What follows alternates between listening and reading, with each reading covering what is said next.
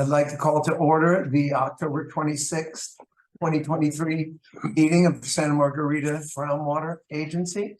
Can I get a roll call, please? Okay. Director Cassidy. Here. Director Dillis. Here. Director Engfer. Here. We have a absent with notice from Director Foltz and Director Koenig. Director Koopman. Here. Director Mayhood. Here. Director McPherson. Here. Director Perry. Here. We have absent with notice from Director Pollock. Director Stiles. I bet you she's gonna rush in any second. Okay. There they see it. And there's. I said you were coming, Ruth. I said she's gonna rush in any second. I know it. And you. Right on cue. Right on cue. Okay. Yes, perfect. Sorry for the minutes. It's okay. Minute delay. And I No just problem. know attending, we have a number of members of the public attending as well, including alternate Director Hutchison. Okay, great. Thank you very much. Are there any additions or deletions to the agenda? Hearing none, seeing none. Oral communications on matters that we don't have on tonight's agenda. Anyone from the Not Roll down seeing there. any in the room, and I'm not seeing any hands go up amongst the attendees online. Okay, approval consent agenda. Should be approval of the minutes and the director meeting schedule. Yes. Okay, Eden moves to approve the consent agenda. Do I have a second? Second. Okay, Gail. All those in favor? Aye. Anyone opposed? Okay. Motion carries.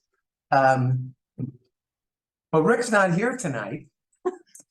But I think since it's being recorded, we could acknowledge his service, and I'm gonna turn to a board member and a staff member who both know Rick. I think I'm gonna defer to Dave because he's known Rick how many years? Since 1980, It's 19. 43 years. Wow. If you want to just Sure. say something and then we'll, anyone else? Yeah, I thought I would read from the report, the agenda item. It's actually very succinct and it spells things out well. The Santa Margarita Groundwater Agency Board commends Rick Rogers, District Manager of the San Lorenzo Valley Water District, as he retires after 49 years of service with the district. We wish to express appreciation to Rick for his dedication and outstanding contributions to the district over the decades. And that's a lot of decades. Almost. I think he's been in like 6 or 7 of them so far. And to the Santa Margarita Groundwater Agency since its establishment in 2017. Hired in 1975, Rick worked in various roles at the district, including many years supporting the water treatment and water system operations before assuming the role of district manager in 2018. His familiarity and understanding of district operations and management is unrivaled. Over the years, Rick has received commendations for service, particularly for actions in response to natural catastrophes, floods, freezes, and fires, in which he played an instrumental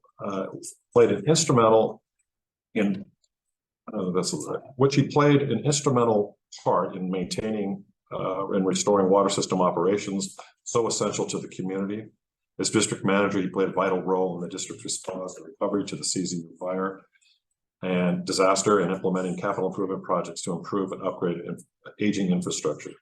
As a member of SMGWA executive staff, Rick knowledge of water distribution system in the community were valuable assets to SMGWA during its establishment and in the development of the initial groundwater sustainability plan.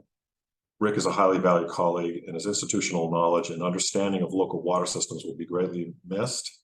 As we bid him farewell, we celebrate Rick's contributions and accomplishments and wish him the very best in enjoying well-earned relaxation and recreation in his retirement. On behalf of the SMGWA board, executive staff, and colleagues, we wish to express our gratitude and appreciation for Rick for his many years of service. And just on a personal note, I pretty much owe my career to Rick. He hired me in 1980 as a temp, and I kind of worked my way up. I worked there for about 10 years during some of the most hellacious times the 82 storm, January 4th. It was a major one in 1986. 83 actually had its share of issues. The 1989 earthquake, and of course the freeze of 91. The one thing about Rick, he's about 3 years older than I am. He was a field foreman when he hired me, and he became operations superintendent sometime during the 10 years I was there. But he was just, it didn't matter who the general manager was or who may have been his manager back then. It was Rick that really ran the show. When we had emergencies, you know, if he was there, we were going to get the job done. It was nothing. We were a very small district with enormous problems, but we always figured out a way to get stuff done.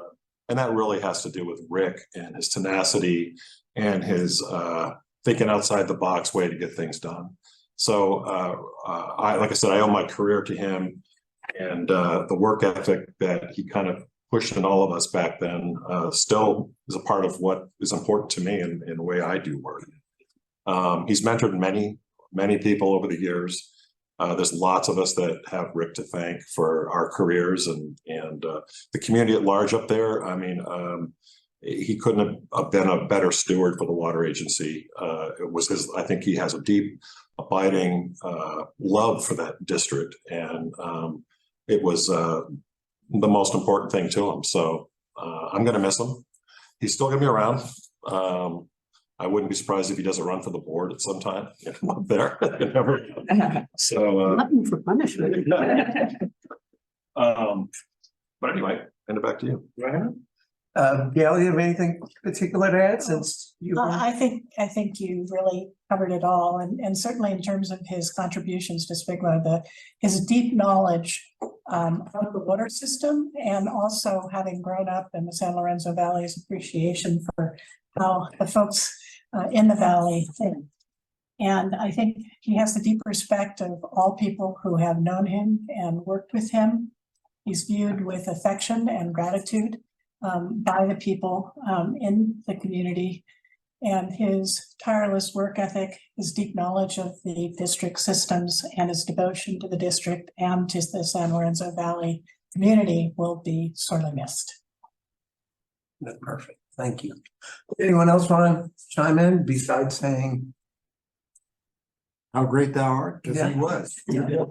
And I can remember just working with him at the state level as well as the county level, and top notch. I mean, he's just grounded. I mean, he's realistic and faces the problem and said, this is what we can do to correct this as soon as possible and do as good a job as we can. He just had a knack for that. And I just sorely miss him as the yes? He will be sorely missed for sure. Yes, I don't know if he ever really wanted to be a general manager, but he was the right person in the right place at the right time. I don't think anyone could have stepped into that water district at that moment in history where it transpired previous and kind of the ship like he did. So It's a challenge. one of a kind. The challenging district for sure. Yes, it is, but that was a challenging time. That was a particularly challenging time. And it's probably one of the few people that had the trust, as you say, Gail, of not only the ratepayers, but the people that were very involved in the district and the board. So 49 years, just incredible. Yeah. Shows some real dedication that is, with That all is. the issues that came up, especially. yes. Okay. All right. There's a certificate of appreciation from the board to Rick, and there is also a small thank you of a water champion. Of course there is. Excellent. I don't think he'll be drinking water out of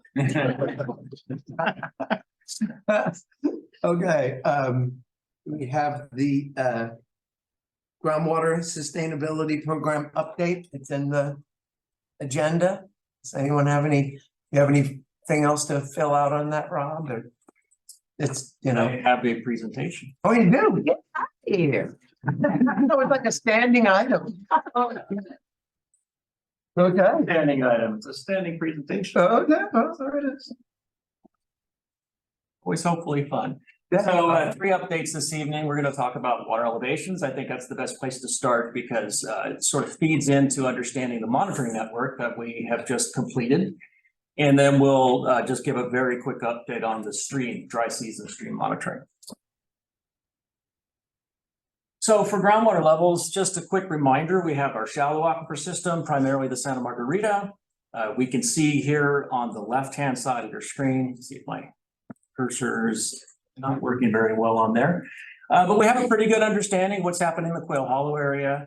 The Olympia in the southern portion we do, but in the upper portions of the watershed we don't. So that was a sort of a key data gap that we were filling with the monitoring network. And then of course we have some additional Santa Margarita in parts of Scotts Valley. Again, sparse data in the northern end up here and pretty good data down in the southern end. And then in the deeper formations, we have the Monterey Formation, very extensive throughout the basin. And again, here was an area that a lot of domestic wells are, but we don't have a lot of public water supply wells. So it's been a data gap from like a geographic distribution perspective, but also just in these areas where we have domestic wells, where we're not really able to monitor and see what's happening for those folks. And there are some areas there as well that we don't quite understand the relationship between the stream Recording in system progress. Sorry, that's supposed and to be the silent. groundwater. I'll step out there. So. Yeah, we started showing you in the spring then, we have these shallow aquifers that we're monitoring. And again, these red dots, they represent the spring water elevations. Those are always the ones that I like to pay the most attention to because they represent the sort of the maximum recharge you're going to get in the basin. So you've had the wet season, you have relatively low demands in the spring. So you tend to see the highest levels. Again, we had a very wet year. And so after that red dot, which represents, again, typically the May reading, we can actually see that we have now through the summer and into the fall. And in some cases, we actually continue to see water elevations increase throughout the summer. So we're not going to overinterpret any of this at this point. There are other factors involved like production, right? How much water is actually being used at that time, but we actually continue to see increasing water levels. And as of the fall, this fall's measurements are significantly higher than last fall's measurements. So we're ending the season, again, in really good shape. So that's what the shallow aquifer looks like. In the deeper aquifers, a very similar situation, continue to have, we didn't have the increases throughout the summer. It takes longer to get recharge in those deeper aquifer systems. But again, when you look at the fall measurements, they're, again, continue to be in really good shape, particularly compared to last fall. So you show a lot of up and down points, but then there's red dots. The red dots are not the only sample period then? great. The red dot is, again, what I like to highlight on hydrographs. That is the spring water elevation. So if you kind of now look, and again, all of these hydrographs, we've started setting them up from 2015, when Sigma became effective. We can go back and talk about what happened in the 1980s and all the drawdown that occurred, but really it's what have we been doing since Sigma passed. So I like to kind of focus on that. So each one of those red dots represents the spring of that given year. And so again, on most of these, we can see, and we talked about this, that spring of 2023 is significantly higher than 2022. So in most cases, we've had these increases through time. So again, through time, I think that'll start to make more sense. That's really kind of how you want to look at things long term. And then in between, those are measurements that are taken, but they're just represented by a line. So you can see though, that typically what happens is throughout the season, you hit sort of your maximum demand in the summer, and that's when you get your lowest water elevations. And then as you move out of that period and into the fall, you'll start to get some recovery. Yeah. Are all of these in the Lompico or is formation, or I can't remember what the Can-Am is. Can-Am is actually Butano. It's not a production well, correct, David? Right. That's actually a well. It was intended to be one, but yeah, ended up being a monitoring well instead. And can you move that? Yeah, no, I have to do it up here. Sorry. Is that, Dave, is that the Can-Am well? It is, yeah. Yeah, SVW Cannon. It's kind of up Glenwood.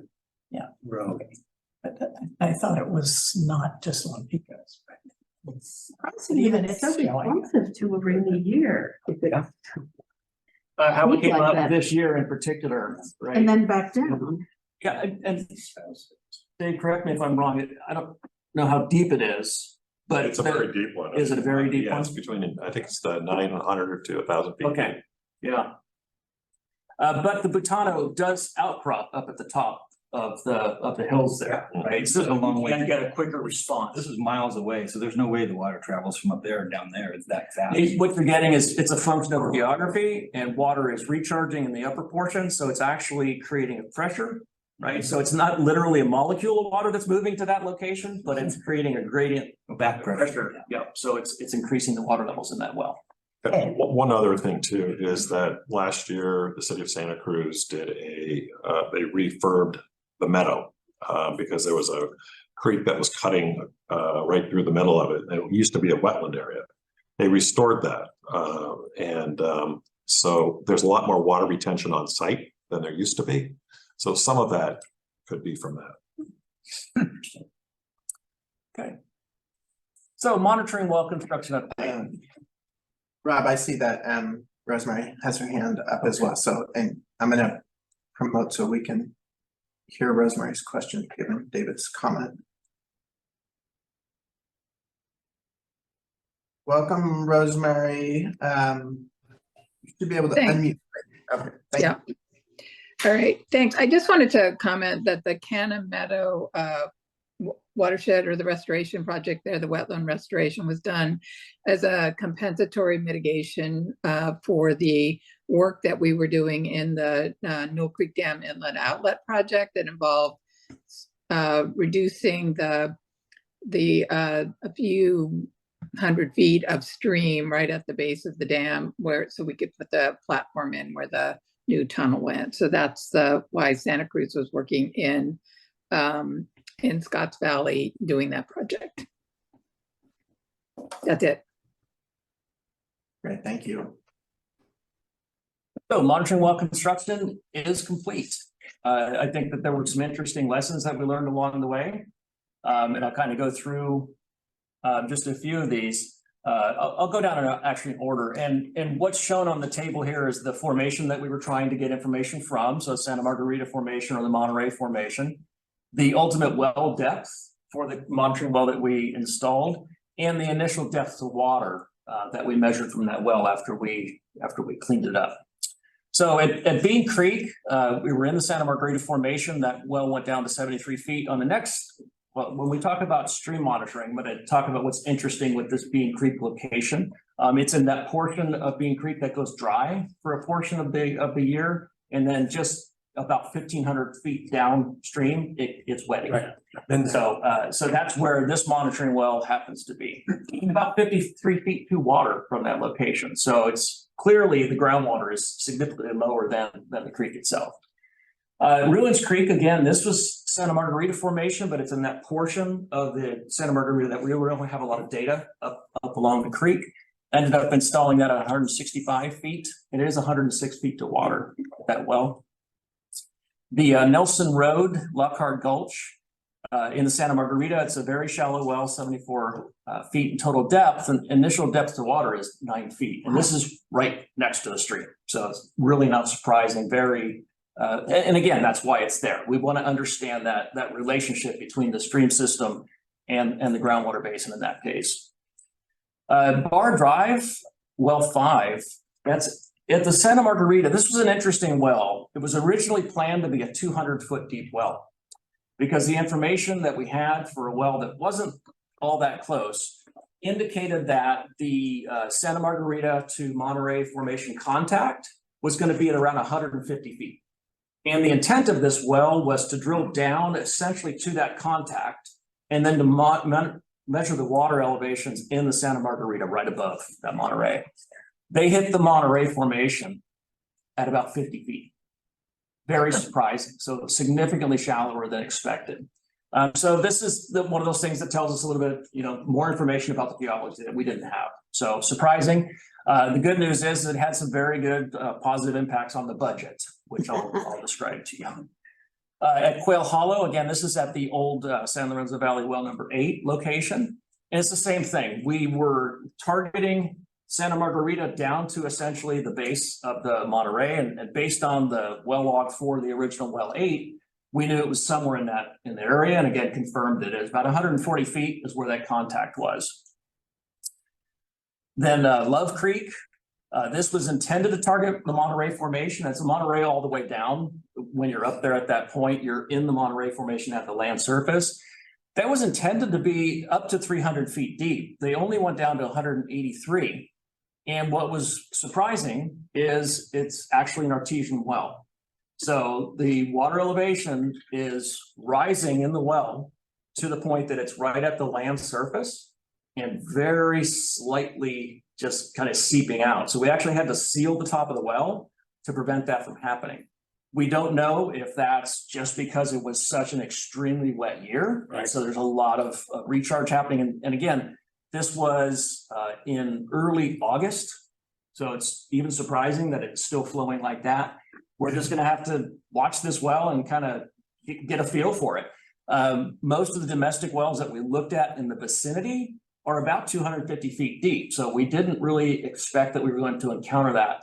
I will say though, that the topography changes, right, very quickly. So for just away from the creek, you can gain 150 feet of elevation, you know, and so really for a well to be 250 feet deep up, you know, 200 feet higher is significantly different than being at the creek and drilling down 250 feet. So again, it'd be interesting to continue to monitor this well through time to see what it does. And then finally at the quarry, essentially at the old Geyer quarry, Randall Morgan Sandhills Preserve, the target was the Monterey Formation. We did drill this to 175 feet. It is 48 feet to groundwater, so it's fairly shallow. And that one was interesting too, because at about 30 feet is when we hit the contact from the Santa Margarita, which are in that sandstone. That's why it was quarry, right? It was mining the sandstone. We hit it at about 30 feet. Now we're near one of their ponds. And when I talked to the folks that own that property and manage it, they said it makes a lot of sense because that pond was essentially the bottom of their play, right? For their mining operation. They hit Monterey and they stopped. So it just made sense that it was in that vicinity. So again, we just sort of confirmed that geology at that location. Any questions before I move on from there? Yeah, when you said that you capped one of the wells, is it easy to uncap? Is it? Yes, it is. You So just, we're doing a that. little relief valve, little pressure off, and so we do have a pressure transducer in it, so we can actually go down and without taking that cap off, you can download the data from the well to see what it's doing. Okay. So that'll be the first thing we'll do actually, is to see how much what it's indicating the head is. Yeah. So before we take that cap off, we have an idea for what's going to happen. Okay, cool. Thank you. For the wells there in the Monterey, did you case in the Santa Margarita portion and are you just monitoring the It's Monterey sealed off, right? way down to the? Yeah, we have basically that total depth. We have 5 feet of what we call blank casing at the bottom of that. So let's say that Love Creek, 183 feet is the total depth. 5 feet up, so at 178 feet, we start what we call a perforated interval, right? That's the screen that has slotted, or the casing that has slotting in it, then lets water come into it. That's about 15 feet. About 50 feet, okay. Yeah, so it's essentially monitoring from 163 feet to 178. And then we put a little bit of sand above that, about 10 feet or so, and then we start grouting it up. We use cement around the rest of the casing, so it seals it off from anything above it. Anyone else? So summarizing, with the monitoring well drilling, we started in the spring, so we kind of came in like a lion with this big impressive rig that you can see here. We showed you videos of it when we started the project on May 22nd, and we kind of left like a lamb. The last couple of wells ended up being very shallow, and they actually had some problems with this big rig that we went out with a smaller rig, a tiny little mud rotary rig. And yeah, for scale, that's just a standard pylon that you put out. That's the entirety of the rig that we used on this thing. The good news is it was limited access, so we had a very small footprint. So we were able to drill that Nelson Road well without any problems. But importantly, the last well was at Bean Creek. And again, we had some good conversations with the landowner. They were very cooperative. We were able to use that rig, so we didn't do any tree trimming. So we ended up saving some money because we were anticipating we were going to have to do that. So it actually worked to our advantage to have that one. So when we talked to you about the original budget in March, everything, all the information that we had, it looked like it was $793,000. That did not include monitoring equipment, did not include the data loggers, those were not budgeted for originally. And it did not include the well elevation surveys, which you really need to have a good elevation to be able to determine the elevation of the water surface. So with significant savings resulting from the shallower wells, our current not to exceed budget stands at $716,000. And we were able to purchase the logging equipment and have the wells surveyed. So that work is all done. The only outstanding tasks are to close out labor compliance, very little involved there. And then train staff on data downloads. So that's a part of the Montgomery and Associates scope of work. We are projecting that total project budget they had for $202,000, that they will finish under budget. I don't have exact numbers right now, so I think the 716 is sort of a worst case scenario. I expect to be able to come back to you at the next meeting and give you the final numbers. It'll be even better than this. So we had some significant savings along the way. Fabulous. Well done. Yeah, well done. Was that a pun? I had the distinct pleasure of being able to sign change orders that actually were bringing money back into the agency. I've never done that. Always the other way around. Yeah. Just a quick report on the 2023 dry season monitoring. It has been going well. CBEC will be taking the data loggers out on October 31st so that they are safely stored in the event that we have any significant storms. Recall that we lost one of our data loggers on Newell Creek last year from damage. We did have some data loggers that have failed. These were originally purchased in 2021. The field is rough, and eventually these things will succumb to conditions. We had 5 locations. Each of the locations had 2 loggers at it, so we had redundancy. We have had 3 of them have failed due to equipment error, and then the one is the damage. So essentially, we have not had any loss of data, but we've been losing the backups at these locations. And so currently we only have 1 location now that has redundant readings available in the event that something occurs. So we've been when one has failed, we've taken the backup and moved it over to another location to be cost conscious with this. We will continue to monitor that. The worst case is that the consultant does go out every month and they collect a physical reading and then they download the data. So the worst case is that you could have a month loss of that continuous recording of the data. You could, in the event you needed to, do some interpolation of that information.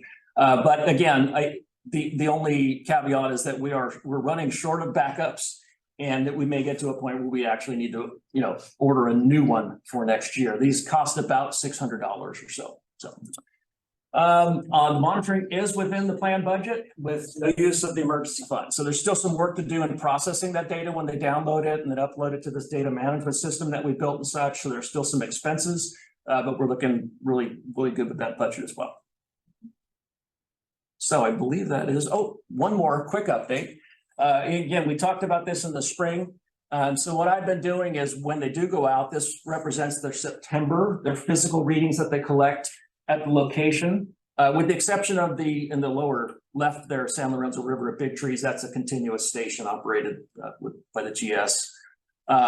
So we always have data there, but these represent the data collected by the consultant from 2021, 2022, and 2023, and they represent the flow in mid-September. So again, we can see in 2023, just like when we talked about this in the spring, still significantly higher flows throughout the course of the year that we're seeing at all these locations. So it's just been a sort of a good year all around. And again, this represents to you that these are the dry season flows. So this is all that rain that we had through the winter went into the groundwater basin, and it's been slowly seeping back out and feeding these streams continuously through the rest of the year. So, yes. San Lorenzo River above, let's see, the San Lorenzo River at Big Trees, that's kind of the summary, the total of the whole area drainage, right? Yeah. It went up substantial amount, and it doesn't look like the totals of all the other ones going up would sum up to that increase. Right. But We don't monitor every tributary. There's not that many other creeks, right? We have most of them, right? All the major ones? Well, you But my- don't have the There's ones many, on the many east side of. Right. The Fall Creek? And all, the Fall Creek Fall and Creek. all of the creeks. that Boulder surround Creek. the Valley taps into both. Bear Creek, So they're significant. Okay. And Bear Creek. yes. So there's Well, lots. I know they were talking about that there's a lot of flow from the aquifer into the San Lorenzo right there where it shears off. So but now it makes sense that there's also this other creeks. So those account for just ballparking somewhere around 19 cubic feet a second compared to the 28 that you're seeing at Big Tree. So it's a fairly healthy portion of it, but yeah, there are other tributaries that we're not monitoring. And one last point that I wanted to make that I didn't make here is this is the Bean Creek gauge, which is right next to the monitoring well that we drilled. And this is what it looks like in the spring. There's the gauge and here's the nice wet conditions. This is a continuous recording station, so it's out there all year. So we have the data, we can actually see it on the website. This is what it looks like today. It's completely dry, which again is one of the reasons we put that gauge up there. Right. So last year it went dry somewhere in late May, early June. I don't remember the exact date. This year, that location did not go dry until September. Wow. So pretty significant. And the other interesting thing, just tidbit of information, talk to the landowner again, who's been there, their family has owned the property all around that area since the 1800s and grew up there. He indicated to me that this phenomenon did not occur until after the Loma Prieta earthquake. So very anecdotal, but you know, something potentially geologically that occurred that may be causing that to happen. Because again, just about 1,500 feet downstream it picks back up again. So until Loma Prieta, it would stay wet the whole year, you're saying? The dry part. He was saying before then that it was, yeah, it stayed wet all year. Yeah. Anecdotal, again. Yeah, no, well, just- always fun to talk to people. Yeah. Okay, that is my update then. Thank you. I have Yeah, go ahead. a comment. I want to compliment Rob on his project management. I think he did an amazing job. It was a very difficult project. There were uncertainties. Things were so unpredictable. Things were changing and very dynamic, and he worked through a million difficult problems. But he anticipated on day one that there might be a cost savings in the depth issue. And I was on a call with the contractor and Rob, and he said, hey, I just want to confirm, you're not going to charge us if we don't go as deep as these, as the bid documents say. And contractor says, no, I will not charge you if we don't go as deep as the bid documents say. So that was a magical moment, and congratulations on seeing that first day. Thank you, Rob. I'm getting that could have been a discussion. Well, I've done maybe 500-600 million worth of construction, and did that change orders will come back? Oh, $1. That's amounts of money. I've never seen the likes of it. Yeah, I have not either. Yeah. No, Rob did a Clarify up front. great job. Yeah. Absolutely. Yes, I would say, and great presentation, and apologize for my senior moment. Anyway, anyone else have any questions? One stupid question. Why wouldn't we now order 4 or 5 more of those devices that maintain the redundancy going into next spring? We certainly can if you would like. You know, we can talk about, because we won't have to do it until May. We can talk about that when we bring a draft budget to you in February.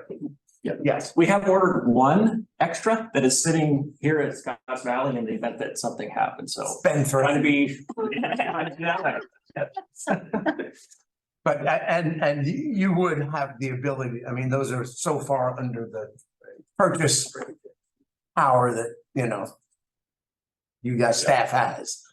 Anyway, Is there any number that you would like to have? I mean, would you like to have more? I mean, or I don't think we need more. I mean, the redundancy is nice, but it's, you know. And per site is fine. Manageable, right? I'll give you an example. The 2 loggers that were on there, one of them was actually quite expensive. It was $2,000 because it's also monitoring electrical conductivity. And while it's terribly interesting, it really wasn't necessary for what we're trying to achieve, right? We know it's groundwater fed.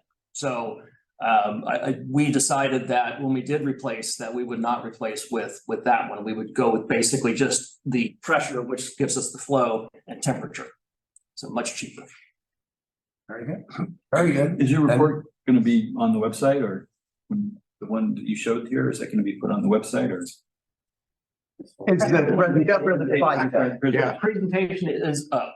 It's posted today. I apologize. It wasn't in the a long agenda. time to get these things and it's okay to give you All right. the best Yeah, no, information yeah. available at the time. So yeah, it was posted today though. Thanks. And you did a better job explaining it than just looking at it would have given. Yeah, Anybody.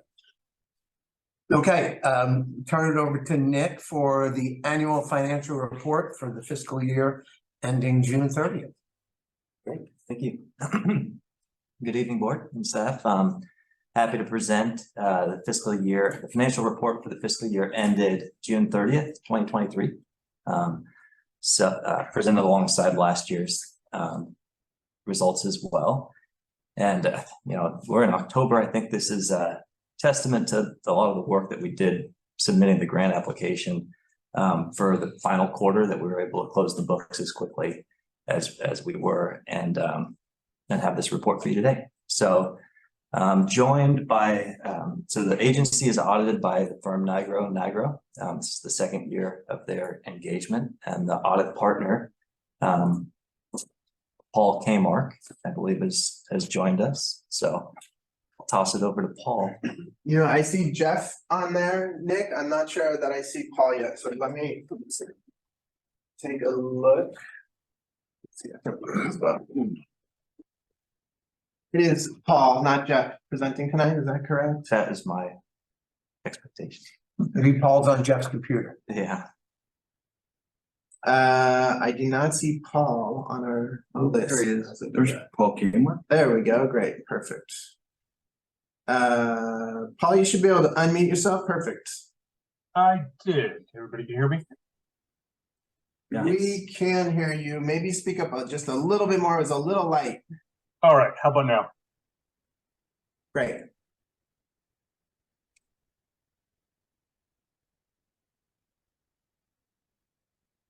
We had you momentarily, but we lost you again, Paul. I'm here. I didn't hear, I was rejoining in the system, so I didn't hear what Nick said, so. Oh, I'm sorry. He introduced you and sort of gave an overview of your role as auditor, but then did a handoff to you to take it from here. Oh, okay. In Thursday night quarterbacked it to me. Okay, I got it. Can I share my screen? You should be able to check out there if you've got that option. There you go. Great. All right. So I have the financial statements for the year ended June 30th, 2023.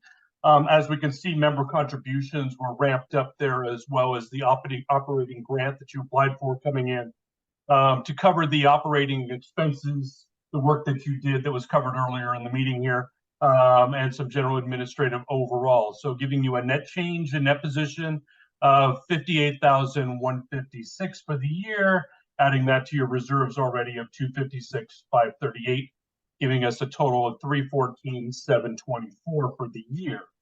We go back here to the page before. This is the balance sheet overall.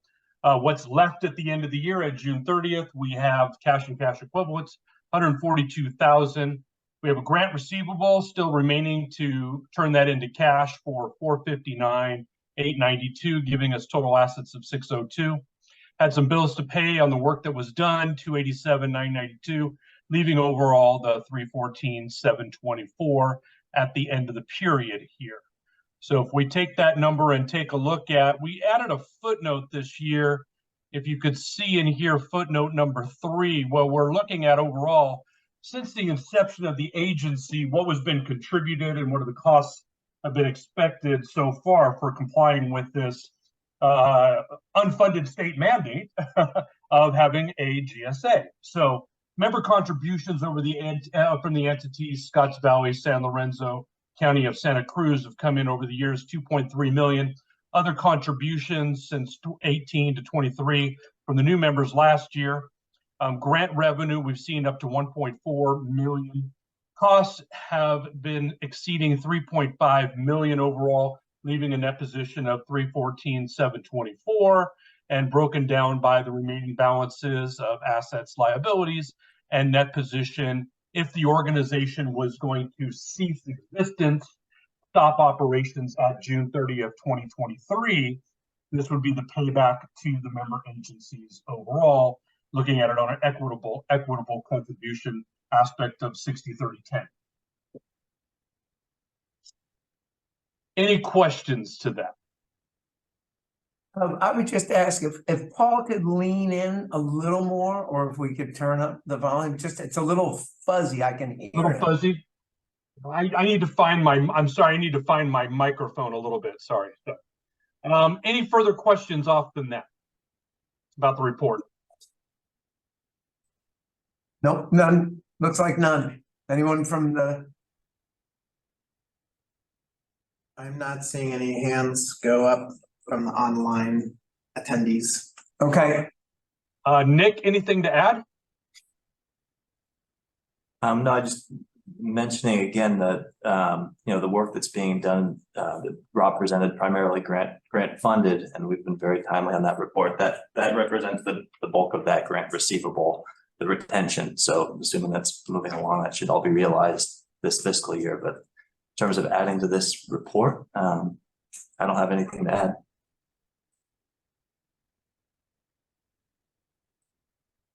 The only item that I might have caught, if I, if you're as an auditor, if you see something, say something. The cash balance and the turning of the cash balance here, potentially to 602, 716, paying some bills, getting it to 314. With interest rates as they are, I would just, the interest money that you can earn at this point in time is your little hedge against inflation. If there's any point of this that could be invested in something to earn some type of return other than zero, I would see would be, applicable here. So for idle cash during the year. So. okay, Other than that, I believe it was a clean opinion, and we'll see you guys again next year. okay, Gail?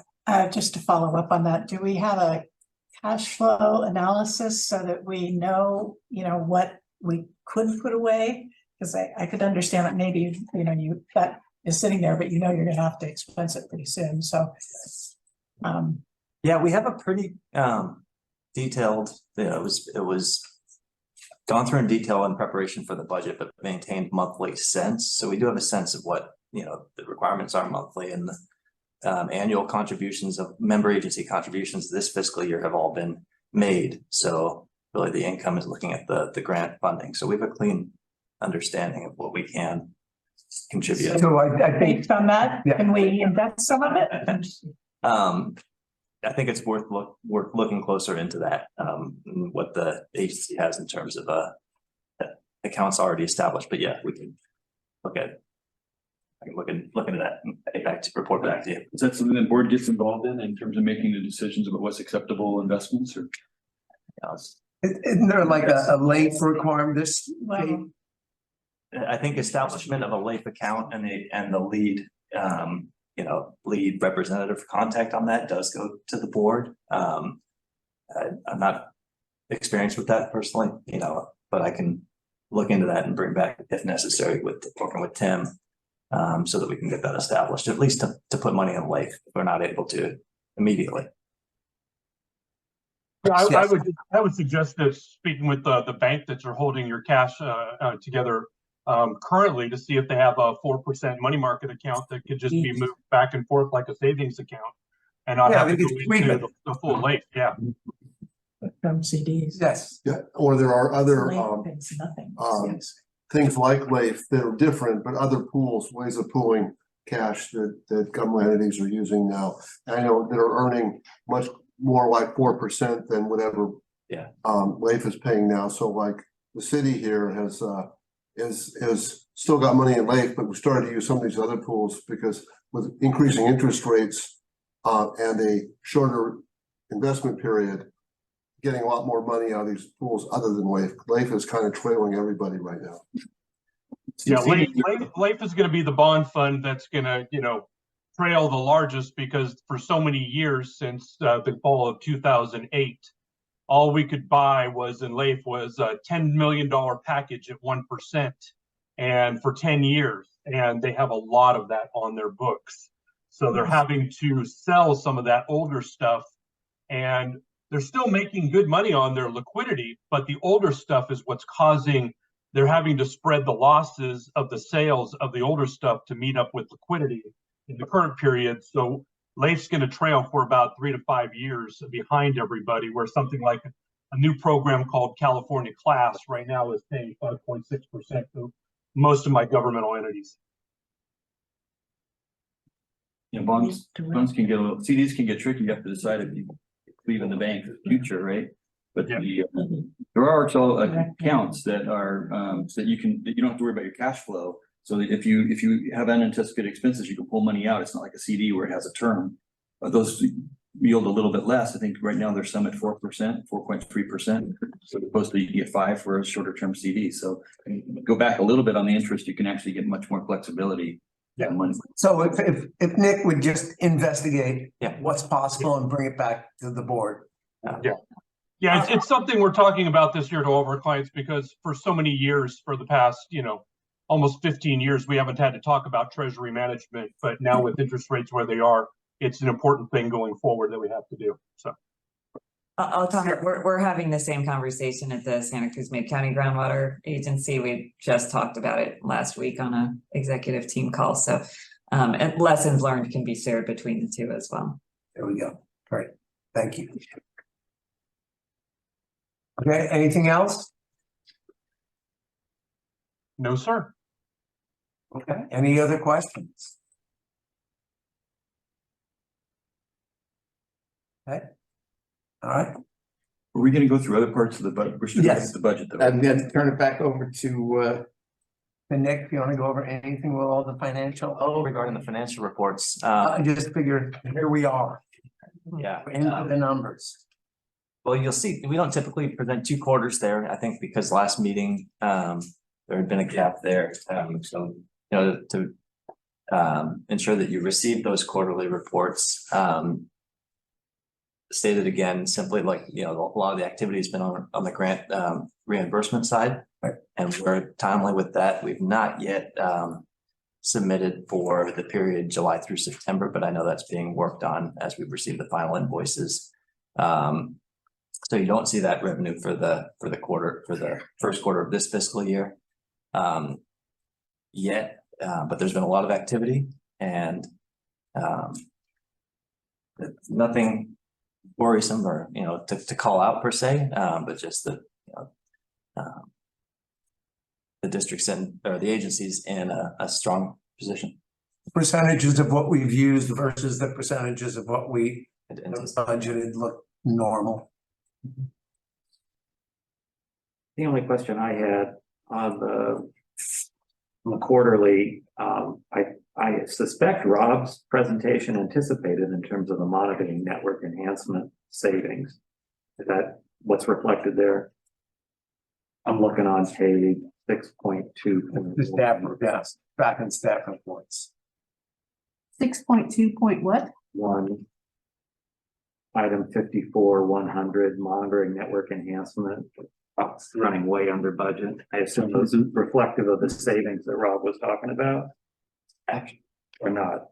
The majority of the savings came in the prior fiscal year. So we had thought that a lot of the costs would be incurred before June 30th. You're looking at the Q1.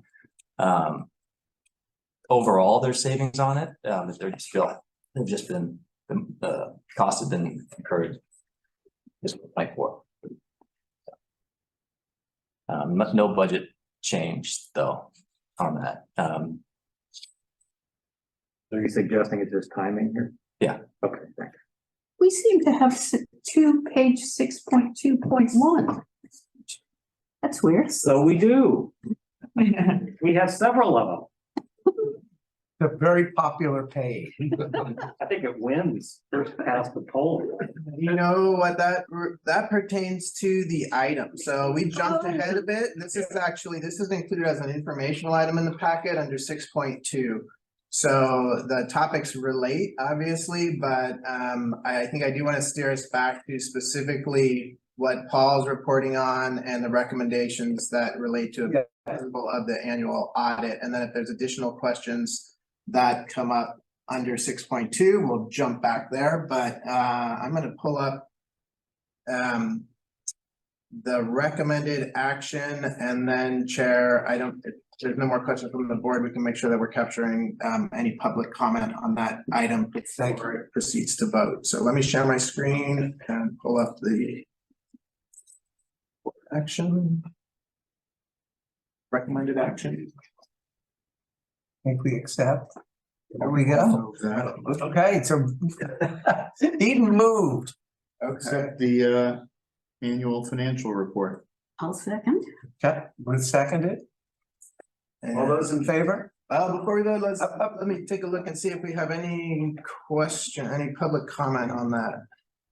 I'm just looking at attendees online. I'm not seeing any hands go up. So is this on the whole? This is the report that Paul gave. Yeah. Yeah. 2 Yes, years. this is, but this is the auditors. He checked everything and he thinks we're doing a heck of a job. Lots of little disclaimers at the end that cracked me up. You know, and don't worry about FDIC, because if you have too much money in the bank, it's not insured. Anyway, all those in favor? Aye. No opposed? Okay. Thank you. Paul's gone, but thank you, Paul. Thank you, Nick. Yeah, if anyone else has any questions for the staff report at the end, but kind of tied in. So we get to recommendations of the ad hoc committee. This is a very thorough staff report, really well done. I will say just up front that staff did a great job assisting us in what the goal was, and also spelled the goal out very clearly. And the only thing I would add to what's here is that we really talked, and this is something Sarah's been working on, she's ahead of the curve, really talk about how we can impress upon the state that this is really an unreasonable mandate, and the regulators have gone beyond the law. And that happens a lot in the world, you know, whether it's federal or local, but I think we've just had a feel for what it's like to happen to you, right? It's almost like, you know, similar with lots of things. Until they happen to you, you don't really think about it, but it just, you know, the idea of us having to do an annual report to this committee seems, you know, and to this board, I think seems a little unreasonable, but that's number two. Number one, putting systems in place. I think Rob spells it out really well, and I will ask if there's any of the ad hoc committee members that want to add something to this very clear outline of what we did and an outline of how we would recommend that the report get drawn up. I think it would be a big step towards reducing cost in the long run for doing this, and it would be probably a way more readable report in general. But I will, you know, do you want to add anything? I think the only thing I would add is that, you know, we are looking to try to get as much reuse as possible from year to year. Obviously, some of the data are going to change, but a lot of the indicative text should be able to be pretty stable. We're hoping. And then I would, oh, go ahead, please. Given our disaster prone valley, something happens at least every 3 years with us. So there will certainly be verbiage changed every 3 years around the San Lorenzo Valley. I mean, I was thinking, you know, I saw the report and I thought there was a lot of report there, considering we just did the plan and got the plan accepted, and all of a sudden, just less than 12 months later, we got to come up with this other big document. I'm like, what's all this stuff? We didn't need to do all that. But I looked through all the requirements online. Spent days doing this, and it's all there. They ask for all this stuff. Well, yes, they do. But you know, but I mean, we can go add the extra mile and put fill it to the T, or we can, you know, kind of just give them the minimum. There's some flexibility maybe there. So talking about that potentially. I mean, Basically, the elements are there, and some of them do seem a little bit unreasonable, like, you know, the flow diagrams. Why do we have to every 12 months show water flow diagrams where the water gradients are? I mean, are they changing that much in every 12 months? And is that really important? And another comment I want to make about that is that when you look online, you look at how many of these reports have been reviewed, and they're none of them. They're years behind. The reports from the previous year are not happening. They show whether or not they've checked them off and read them and okayed them, and they haven't done any of it. They're overwhelmed. They've got so much stuff to read, they can't even keep up with it. Right. So, I mean, my feeling is if we gave them a report every other year, it would save us tons and tons of money, and they would be no worse off than they are now. yeah, I'm go ahead. Yeah, I'm trying to get clear on what DWR is saying we need to do. Sometimes, you know, state statutes will empower a state department to come up with regulations to implement what they put in the law.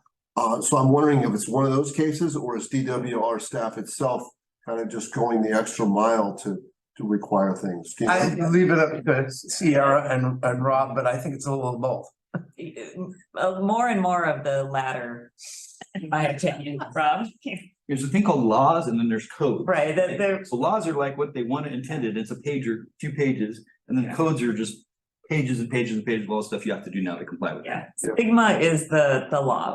We have to comply with what it says in SMGWA, and then DWR produce guidances based on, you know, their interpretation, and I think that they may have overreached in some cases in what is required of us to comply with DWR versus what's in the SMGWA regulations. I'm asking because, you know, the housing requirements that the state is putting on cities and counties, very much that way. You know, there's all what the law says, and then there's HCD, housing community development, saying, you know, pushing us to do lots of things. And so, yeah, the question is, what do we have to do? And sometimes we can't get that answer. And so I think that was part of what the committee did, was there was very thorough assessment at the outset of Rob at looking with Rob's assistance, looking specifically at what the regulations required and talking that or presenting that to the committee, and then coming up with a format that attempted to ensure that we are complying, that the agency is complying with the regulations, but with the aim and the direct feedback that we heard from the committee and previously from the board about how are we complying this in a way that is a more efficient process that can both provide the necessary information about the basin and ensure that that's happening. So Rob, I'll hand it over to you if you want to add more about that outline, but I think that one of the deliverables, outcomes of that committee was consensus among the participants in terms of what that outline looks like. Right, the outline is intended to meet the requirements that exist. And I will say that most of what is required was in the legislation. So annual report, for example, is very explicit in the water code. So the state did not go above and beyond that. The state was directed to write emergency regulations, right, that ultimately did get codified. Just a quick example. The law says that your report in that annual report, your change in storage. When DWR wrote its regulations, they said they wanted this map created that shows change in storage over every aquifer in the basin. Why? But at any rate, that's what it is. So again, you can see in the recommendations, it is to work more proactively with the state, that we don't want to see any more of that good stuff, you know, that they would recommend. And that we will, and we've been having discussion with the Small Basin Coalition about continuing to find out where we could potentially unwind some of those recommendations that are not really providing any additional value, especially in a case like ours with very small basin that can show that it's sustainable. So it's a multi-pronged effort, but first is streamline this report, meet the requirements. We are going to try to lower the costs by modularizing it a little bit, by having agencies more participating in the content that goes into it.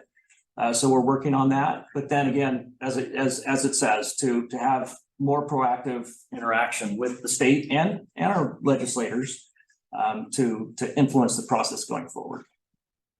That's good. Thank you. Any other questions? So it's two things. One thing that we also talked about, and it's in the presentation, is that we feel like we've done our work here and we can disband this ad hoc committee.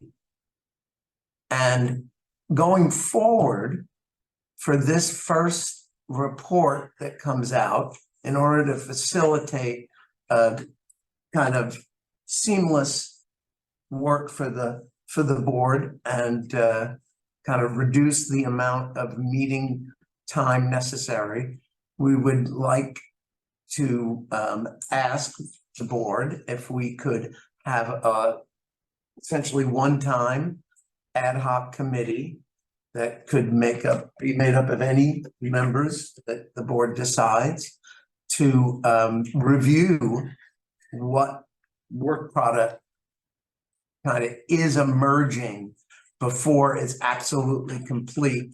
So if there is any detailed, like, we're varying from what we were trying to, what was intended, the board, if we accept these recommendations, that we would facilitate an efficient completion of a report that the board could easily see and approve before the meeting. And also with the goal, as you saw in the meeting, in the agenda, the meeting schedule, wanting to roll that back to quarterly, which would be a big savings over doing 12 meetings a year, in staff time and all our administrative costs. So this is kind of part of getting that done.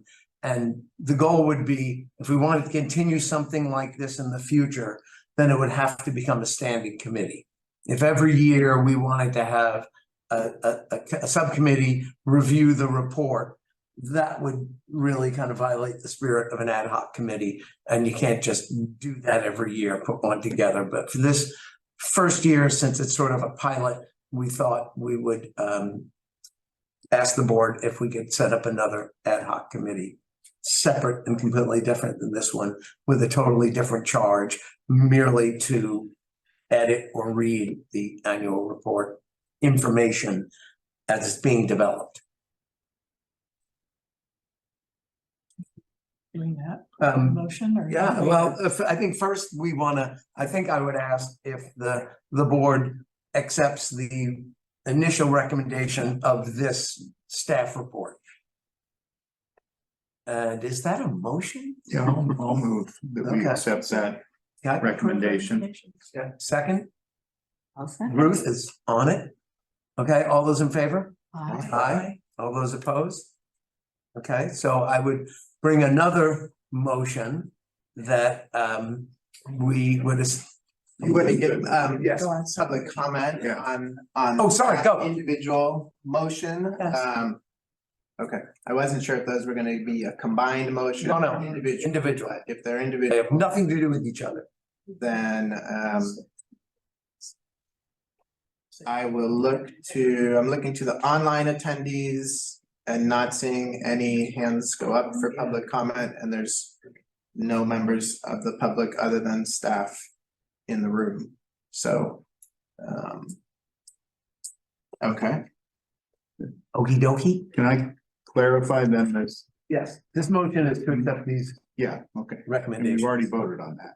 Yes.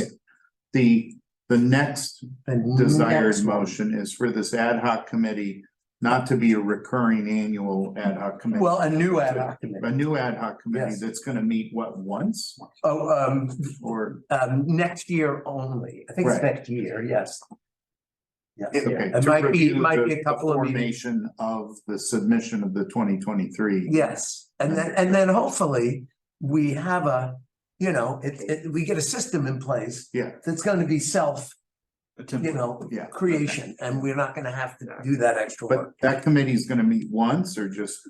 You want to say up to 3? Ad hoc, it Yeah. can meet as many times as it wants. But- It can communicate by email. Okay. Duration Much more though, yeah, efficient. or for a short period, yes, Okay. Up Um, to 6 months. yes. This isn't agendized, is it? This new motion? Yeah, It was a combined, I'm gonna share my screen. It was originally in the packet, it was a combined motion. So let me share the screen that had it as in the packet. It was approve the recommendations from the annual report ad hoc committee and establish. So both of those were intended, whether you want to treat them as a single motion or bifurcate them. Yeah, I think we should split it and just to draw a bright line. And I think we should name the people and Okay, so we can't make the new motion until we have the list of people. right, right. And I think that everyone who was on the ad hoc committee would like to re-sign up, and since that was a small group, it could be expanded, right? We can have up to how many members? We're below a quorum, right? Okay. Yeah, you could have up to 6 members. That would keep us below a quorum.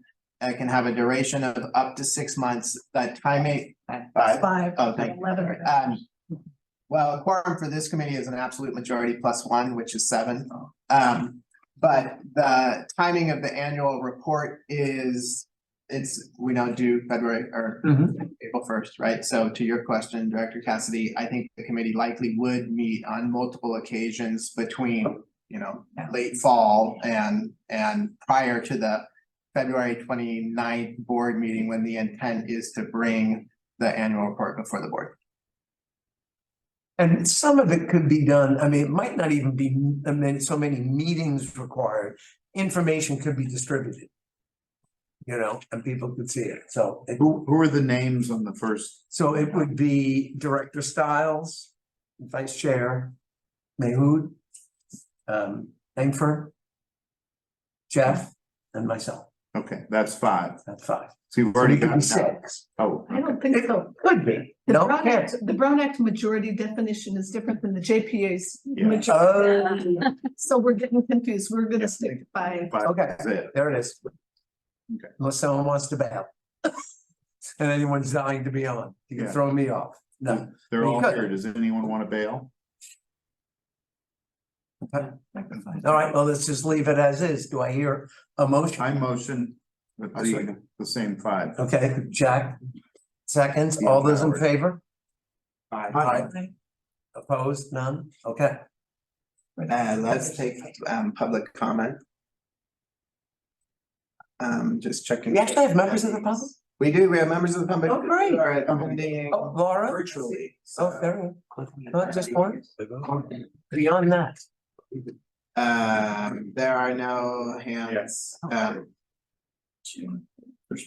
Hands raised from members of the public. Go. Attendees only can get calling. Okay, so that takes us to 4.3. Consultant selection for hydrological support. This is one of those ones where you go, really? It's a function of too many people with too much work, too little people, too few people with too much work. It's abundance. Tell us, Rob, how many choices do we have? You have one excellent choice. We did reach out to 11 firms. I think it does reflect that firms are very busy supporting Sigma. There's a lot of that. I also think it reflects that there's a relatively small amount of work to be done here. So that firms that would be considering sort of investing and training their staff and getting them all up to speed to be able to, support this type of work, I think it was kind of limited. So we ultimately received one response. We did determine, the committee did review that and felt that response was highly responsive and recommend that we would work with Montgomery and Watson. Montgomery and Associates, excuse me, little slip there from my pass. So. Right, questions? Any questions or comments for Rob? Okay, anyone from the public? I'm not seeing any questions go up from members of. Nobody else raised. All right, can I get a motion? Let's switch it up. I'll move the approval of the consultant selection process and recommendation for hybrid geologic support services that's recommended by staff. Second. Well, I guess Ruth, that's my job tonight. And then just to clarify, we're seeking public comment now before the board takes motion. And again, I'm not seeing, I'm gonna check back over the attendees and make sure we don't have any hands go up and not seeing any. Okay, all those in favor? Aye. Opposed? None? Okay. Okay, that takes us down to our staff reports, back to where we started with the financials. Does there anyone have anything further, or Nick, do you have anything to add? I have a question. This process, I thought we'd always done roll call voting. Are we taking it as unanimous votes, or has anybody done a nay vote tonight? I know that when we switched to remote, one of the requirements was that in hybrid meetings, if we had anybody participating online, we had to do remote voting. But since we have all board members here in person, it was my understanding we were not obliged to do the roll call. And I've been asking if there's any nays, and no one said nay. As long as no nays, then I'm happy. Maybe they're scared to speak up. All right, You're pressuring. I will do that. I will do that. Okay, back to staff reports. Yeah, simply just to clarify, there are two reports presented. One, the quarterly reports are presented cumulative. So one really mirrors the annual report that you just received and reviewed earlier. And then the second report for the first quarter of fiscal year 2024. And yeah, to clarify my response that on the monitoring network enhancement, it's a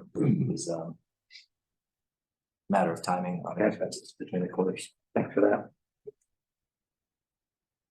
Anything else? On 6.3, Nick, if you're done with the financials, on We're ending the financial discussion?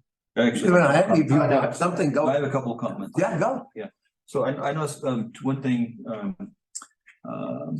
the technical services, I think we've expressed in the past that we'd like to see that kind of broken into categories better. And it's not really broken out. There's a lot of technical services kind of grouped into one. And it might be interesting for us in decision making to kind of break those into some broad categories, like, you know, stream flow monitoring, uploading the data, and writing the annual report. There's a lot of services involved there, and I know there's some gray areas where some of that stuff overlaps a little bit, so it's hard to break it apart. But even if it's a little bit gray, it'd be nice to have a kind of section so we can see where are the large components of cost, in case we go back and get an opportunity to talk to DWR or some politicians about improving the process. Maybe we could say, okay, well, these are the things that cost us a lot. We don't see a lot of value there, and here's some other things. A lot of value and not a lot of cost. Maybe we could shift in this direction. So having it broken out a little bit would be helpful, I think.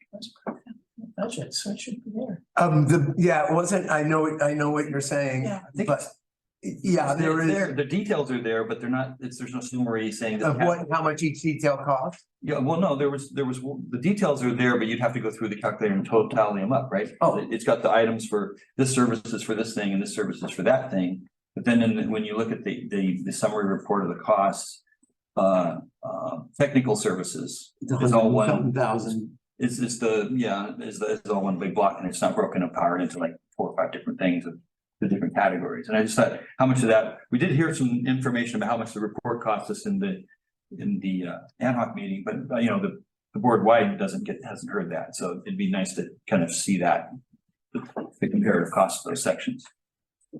Okay, thank you. And then I do have a question. Yes. I'm curious about the legal services. They jumped up. Is there something that we can all know about, or is it something that's a private matter that we're not supposed to? Terry raised the rates. I just am curious why it's way over budget, and I'm going to talk to Nick about that. We did a contract amendment and increased it. I think the period of time is incorrect, but I will talk to Nick. Maybe he'll clarify. I don't think it should be that high, but We can we'll look look into it. Okay. Anything else? Okay, so That takes it 6.3. You were gonna say something, Tim? I saw that. I was just gonna note that as part of the packet, I believe that the implementations that I'm clicking for the bookmark there to see, ensure that what I was anticipating is there. Let me share my screen. There is a recurring implementation status report that we have included as part of the packet, just as a recurring item. So as you saw tonight, the intent is generally for Rob to give a oral report on things, but in addition to that, there's the status table that's included in part of the packet. And that's what I thought we were at before. Got it. That's why I said, oh yeah, this is like this thing. Okay, So on that table, I did want to point out, I'm sure you all read it very closely. Yeah.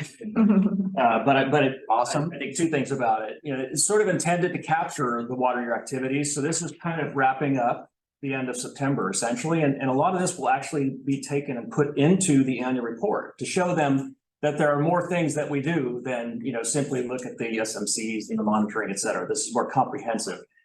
But in that report on the second page on the addressed data gaps, I just wanted to highlight that, you know, as a result of not getting the grant from the state with the budget reductions, we have been looking at ways to fill in some of what we missed from that. And one of those is that the state does have a technical support services program where they can provide direct assistance, in particular with the installation of monitoring wells. And so we have submitted an application to investigate if we could get that deep well, that deep Botano well that we were not able to get constructed through that program. So it's still around. It's not as active as it was 5 years ago when it first started, but there is an opportunity there. The staff that we're working with has indicated it's not going to happen anytime really soon. It wouldn't be a high priority. It could be a couple of years, but we did submit an application through that program. You know, sort of a fairly low risk, low investment in that. So, but we'll keep an eye on that as an opportunity. So, Great, good job. And then Sierra's called Sierra's letter to the Small Groundwater Sustainability Agency priorities. Yes, That's great. And this is the letter we spoke of at the last board meeting, but we just hadn't had the final to submit to you. So now you see what was submitted. And then we're gonna be thinking about how in the future we can up that approach with some maybe elected officials or. Yeah, we're very fortunate that Sonoma County water districts, the woman who's really been coordinating this is about to retire and is going to be coming on as a volunteer solely or a contractor solely to work on this project. Oh, wow. Which is fantastic. She's a force and very well known in Sacramento. So we're gonna we had a call with her, Rob and I earlier this week to talk about, you know, are we willing to do some more advocacy, go up to Sacramento potentially if we need to at some point, and potentially recruit some board members to come with us if we do this. So we said yes. Generally speaking, we are supportive. I just want to say, as a pat on the back to the board in general and to staff, that this was a very proactive thing that we were doing to look at how we can change. Just, it would have been so easy to sit back and have staff just, you know, or an agency just sort of run itself towards what it's supposed to do and spend what it needed to spend. But I think this board worked really well together, and staff worked really well with the board vision to try to do something a little more out of the ordinary. And I think it's really paying off, and I just think we functioned well as a board to achieve that. And I think we should pat ourselves on the back, and our very, you know, really good diverse group of stakeholders, I think, actually came together and worked as a team in a way that doesn't probably always happen. So anyway,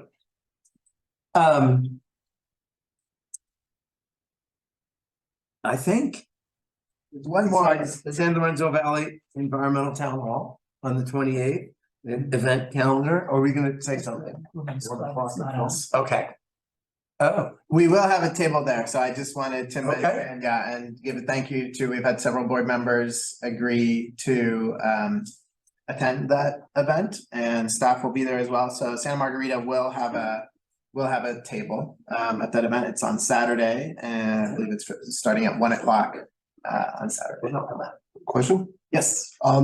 As one of the persons said I would be there and volunteer, any expectation about sitting there the whole 2 hours or flexible, see how many people are there or? No, we will follow up with an email. Right now, I think we have enough people that the expectation is gonna be that staff will be at the table, but board members can certainly circulate around the room, and Setting up, tearing down, that kind of stuff too? I think we're good on setup, so if you can just be there sort of at the start of the event, we'll see who all's there and figure out how long folks will be at the table versus enjoying the rest of the event. and the Aquafall conference is on there, so I think, yes. Question about that. Did we eliminate the budget for training this year, or did we just reduce it? I remember there was some adjustment. And so is there money in the budget for, there isn't, okay. Okay, thank you. We could talk to the Scotts Valley Water District, maybe since you're a city council member, we could. No, I'm not interested, although I have enjoyed going to some of the groundwater. Yeah. I've enjoyed going to a couple of those, 2 or 3 of them. No promises. Just question, okay, thank you. More Check them in. data loggers. Yeah, more data loggers, just buy some more data loggers. Okay, that brings us to adjournment. Can we adjourn? We adjourn. Okay, Just declare it. yeah, adjournment.